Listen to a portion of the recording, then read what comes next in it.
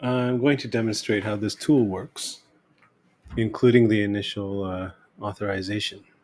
So when you open your copy of the slides, you should see this new menu item called Classroom Groups Manager. Click on it to open the sidebar, which will prompt you to authorize the script. And click on the account you're using, Advanced, Go To, and looks scary, but essentially it's just moving rectangles around the screen. Now, when you try to open the sidebar, it should work, and everything else should work as well. To start, you can paste your students separated by comma, space, or both. I just pasted a list from Google Sheets. It'll create the desks, and it'll ask you to name the class so that it can save it later in case you lose it.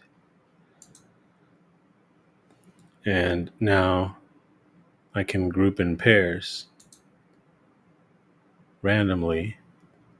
And if there's an odd number, they will get this gold border and gold fill, which represents a wild card. If you want to use it that way, I allow this person to join any group instead of feeling like the odd one out. In this case, we could have either a group of 2 or make them both wild cards at teacher discretion.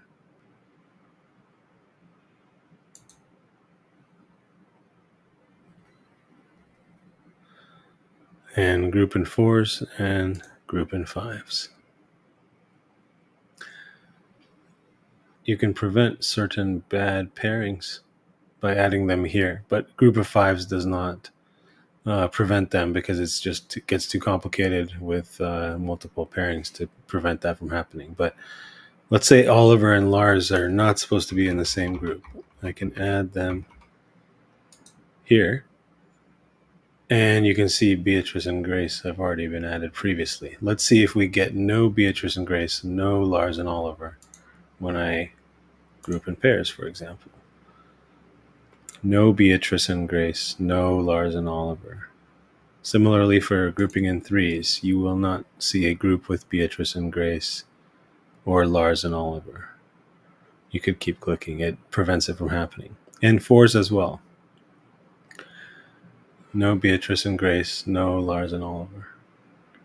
And let's say I accidentally lost everything. I can retrieve the whole class because we named it initially. It saves it in the script properties, which I will shortly show. You do have to enter the label again to re-save it. If you open the speaker notes, you can see how it gives each slide its own ID. You can also group around selected students. So suppose you want to separate all high performers or all low performers.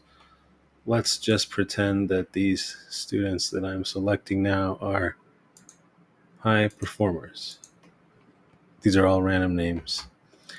I'm going to make them bold just so that you can see that each will be in its own group. And I'm now copying them and pasting them into here. And if I click group around selected students, we should see the bolded names each in their own group.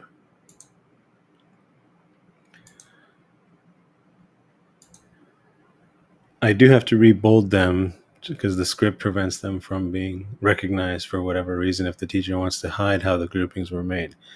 Oliver, Rajani, Paz, Abigail, Emma. Oliver, Rajani, Paz, Abigail, and then Emma is here because we couldn't prevent them all from being group leaders. I can arrange in circle.